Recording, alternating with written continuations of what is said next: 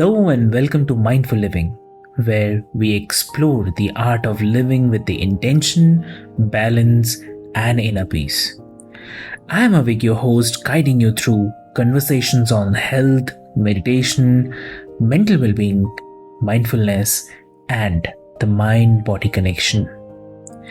Each episode features expert insights to help you grow, heal, and thrive. So, take a deep breath, relax, and join us on this journey to a more mindful and fulfilling life.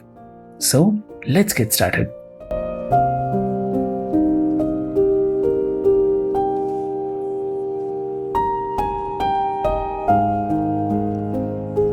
Hello and welcome, listeners, to the Mindful Living podcast, where we explore the depths of consciousness, spirituality, and personal growth. I'm your host, Sana, and today's episode will take us on a profound journey into the mysteries of creation, consciousness, and humanity's role in the greater cosmic design. Our special guest is Dean Graves, a meditation teacher, mental health counselor, and spiritual guide with over 20 years of experience. Dean has devoted his life to helping others find healing, growth, and enlightenment through mindfulness and meditation. And today, here on Mindful Living podcast, we'll be discussing unveiling the mysteries of creation and consciousness with Dean's unique insights developed through his own spiritual journey. And that will help guide us through this fascinating exploration of existence. So let's get ready and dive deep into the conversation, listeners. So, Dean, welcome to the show, and it's an absolute honor having you with us. Thank you, Sana. It's an honor for me to be here. I'm very grateful for your invitation. So, Dean, your spiritual journey began around your 50th year through meditation.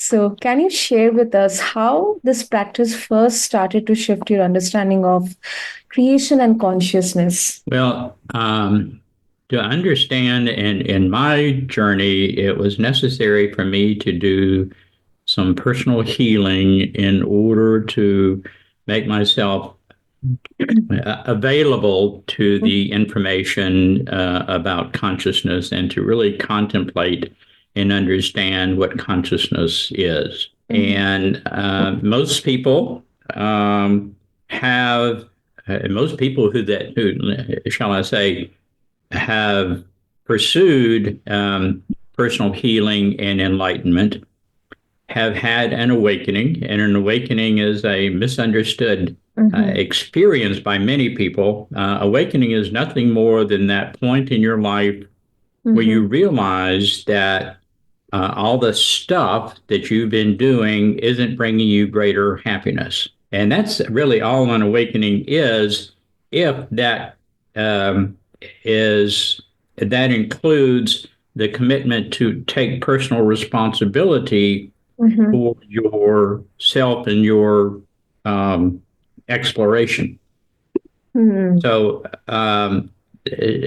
having had that awakening and spent several years pursuing some successful, some unsuccessful paths, you begin to piece together a foundation. And ironically, or maybe not ironically, when you make this commitment, the universe conspires to assist you. And by that, I mean they make available to you either teachers or information that fulfills the questions that you have and the foundation that you need to establish in order to be productive in your pursuit. Interesting. That's interesting. So, you mentioned that much of the knowledge you have gained has been lost or distorted over time.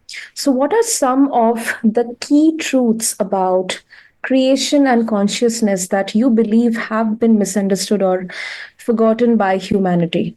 Well, even humanity's tenure within this segment of creation is much longer than we understand it to be. The earthly population is comprised of 16 different populations from around the, we would perceive it as a galaxy, that have failed to make the progress that was planned.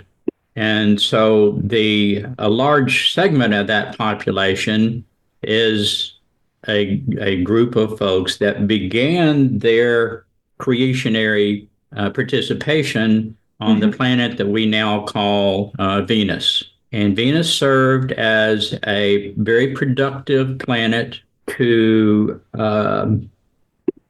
propel this range of consciousness forward for billions of years. And the group of spirits, the people that occupied it approximately 850,000 years ago, didn't do well, and they blew the atmosphere off the planet, which ended the experience. And that's the reason the planet looks as it does now. And we tried a total of 5 times to graduate from this range of consciousness without success. Some few have graduated, but when I say few, I mean like 150 out of the billion possibilities. And so we are still trying, and we're given as many chances as we need to in order to advance, but there have been significant difficulties, and we are receiving at this point in time significant guidance, help, and motivation in order to assume a more responsible role in advancing ourselves along the enlightenment path. Great. So, from your perspective, Dean, what is humanity's role in the larger context of creation? How do we as individuals, people, a person, we fit into this grand design of the universe? Well, all consciousness and everything that we experience is consciousness, including ourselves. Everything that we experience, including the higher ranges of consciousness, have the same purpose. And that purpose is to explore ourselves by having experiences. Now, that's the common purpose throughout all of creation. Our individual mission will be unique, because that mission we determine according to what we like. And by virtue of choosing our mission, we attract the types of experiences that we need in order to fulfill our purpose. And so we all have a mission. We all have a purpose. The purpose does not change as we evolve further along the enlightenment path, but the mission will change from incarnation to incarnation, even possibly within the same incarnation. Consciousness is very simply our creatorness intoxicated with free will. Free will is an often misunderstood concept as well. We have a lot of understood concepts, and philosophers for centuries, if not longer, have debated whether whether free will actually exists or whether our lives are predetermined. But the choice to turn right or to turn left is the product of free will. Free will is our perception of separation, which creates initially the first step, the one infinite creator that is outside of creation. And by virtue of his projection of an analog projection of itself, with the only difference being that the analog projection is intoxicated with free will, which means that it perceived itself as separate from the one infinite creator. So that began the concept of consciousness. And all that we experience is a further development of that same process, reiterated according to making subsequent layers that are increasingly intoxicated with free will. free will acts as an intoxicant. Just like when you drink too much whiskey, you do stupid things and you lose your awareness of who you would be if you hadn't drunk the whiskey. Free will does the same thing. As the more intoxicated with free will that we become, the less our awareness of who we really are becomes available to us only because of this intoxication.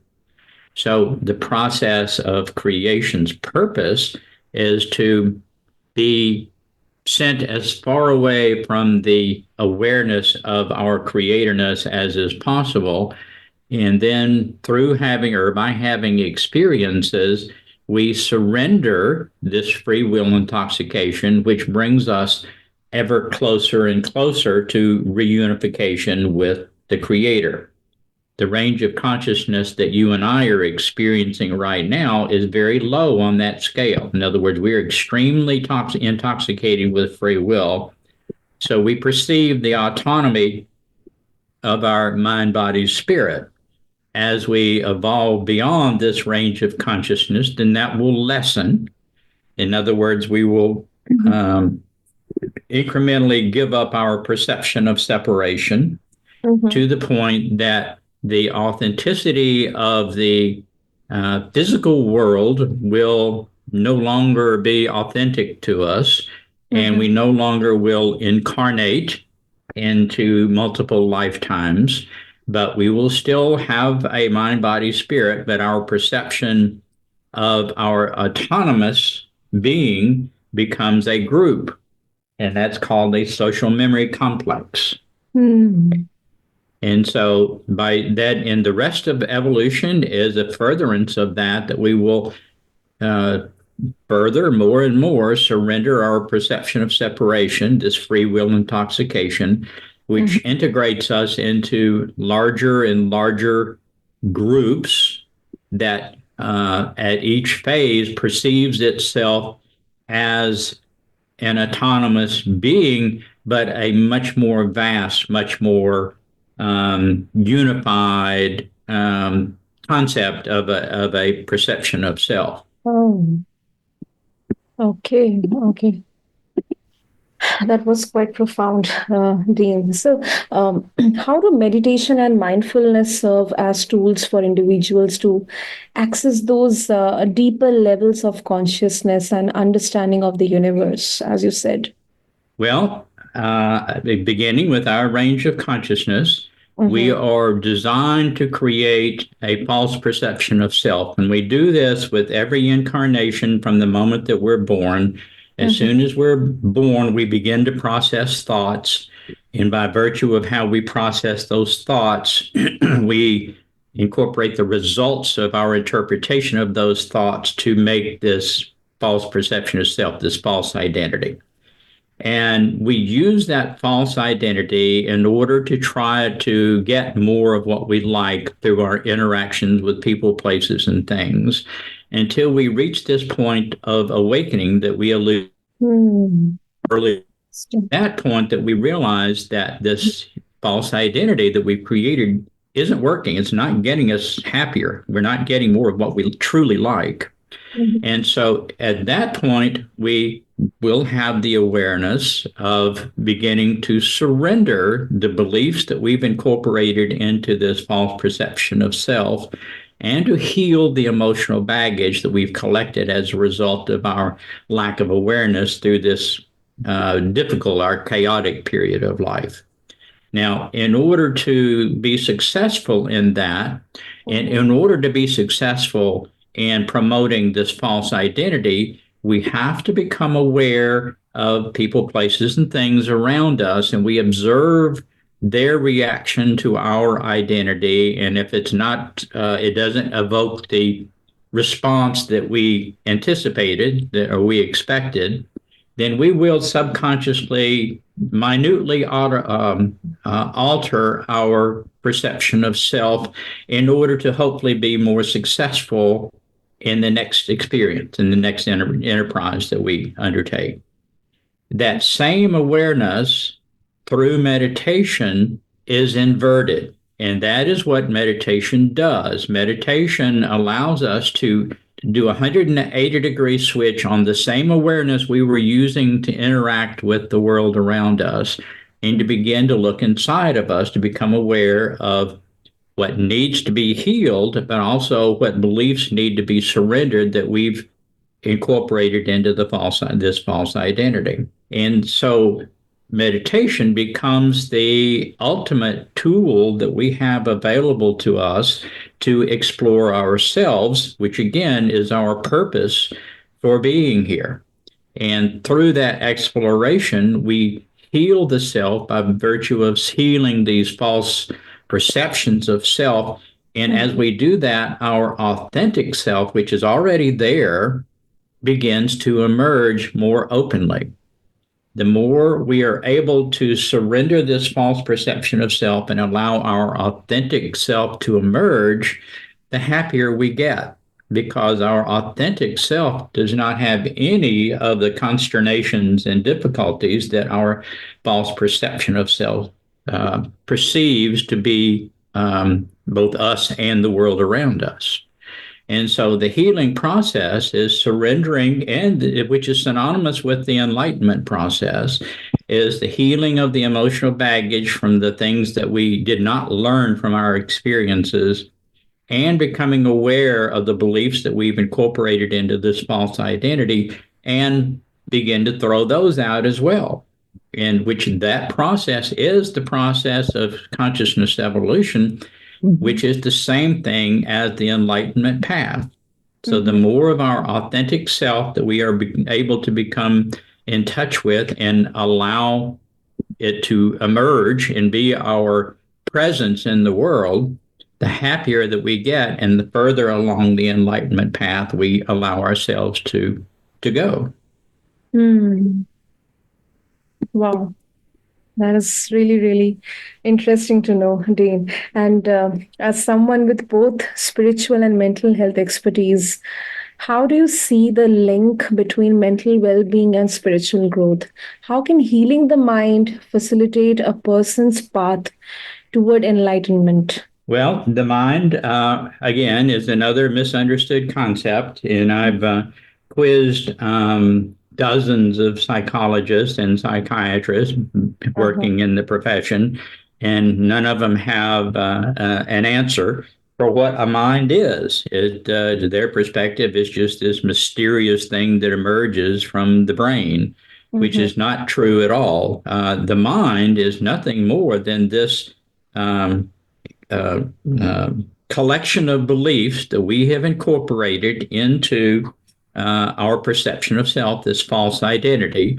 At the range of consciousness that we experience, that creates what's called an ego mind, which is the mind that perpetuates our false perception of self. But underneath that, that's what we create, and what for the most part is surrendered at the end of each incarnation.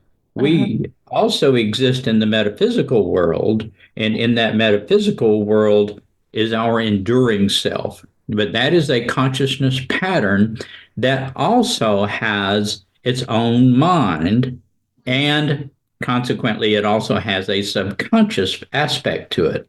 And so the more that we can surrender this ego mind, the more that we can become in touch with our perpetual self, our enduring self mind, which is our spirit, our perceived spirit, and becomes our mind guide, as opposed to this fickle mind that we create in order to further promote our false perception of self.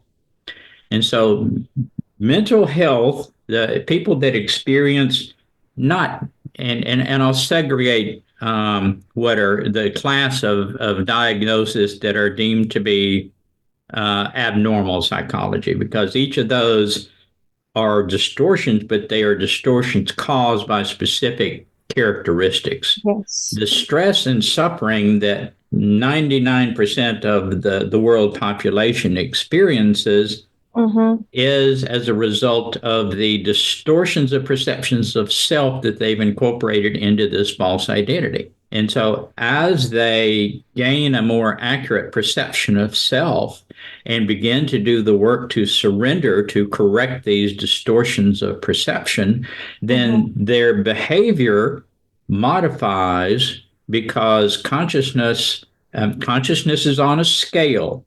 And Hmm. consciousness at any one scale will essentially behave similarly to any other consciousness on that plane, on that level.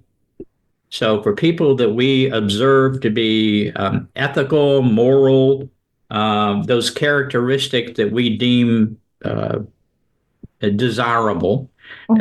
in population are the demonstration not of good learning or good breeding, but it Hmm. is evidence that their consciousness level has, within this range of consciousness, advanced to that level. And so it is a natural behavior for them, not something they have to think about or have been trained to behave in a certain way. Hmm. Anyone progressing to that level will behave essentially in a very similar way. Got it. Got it. Great, great. Dean, before we wrap up, for listeners who want to embrace their role in the unfolding of a new age, what practical steps or mindsets would you recommend they adopt in their daily lives? Well, in their daily life is to invert that awareness. And that's what mindfulness is. You learn how Mhm. to carry that awareness inside of you in meditation. And Hmm. mindfulness is nothing more than learning to go back into what I call the village Mhm. with that same perspective of awareness being inverted inside of you, which is taking charge, taking control of your how you participate in the world and your exploration of self. Yeah. That's difficult for a lot of people, requires some practice. I have some exercises and a couple of the books that I've written that can be self applied. You don't need to go to a therapist or anything of that nature, that can be very productive in helping launch you into a healing path and onto a healing mode. Mm-hmm. Mm-hmm. Lovely. So, if our listeners want to access the resources, how they can do that, and if they want to connect with you as well. Well, I have a website that they can contact me at the letter D, Dean, Dean, Graves, Graves, all one word, at or .org, and it has my contact information as well as the books that I've written. I have a new book that just came out this month that is, I would say, is my compendium book.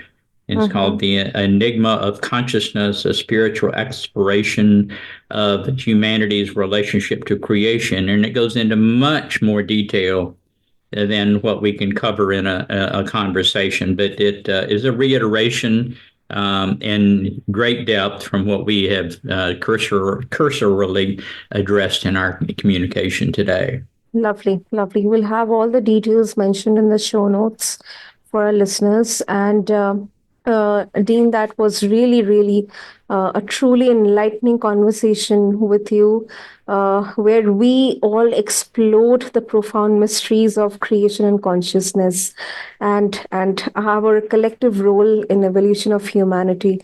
So, thank you so much for sharing your wisdom and your experiences, your insights with all of us today.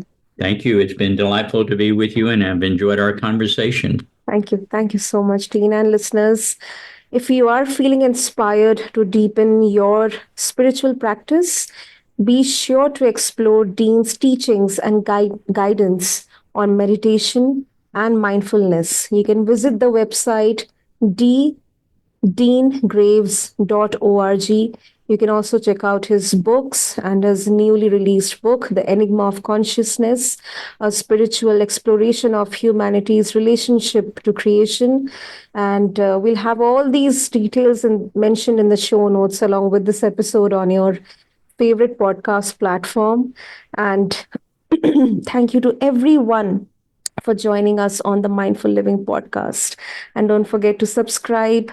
And if you found today's episode valuable, let us know how we did. Leave us a review. And until next time, I'm Sana. Stay mindful, stay present, and keep walking the path toward greater awareness. Thank you.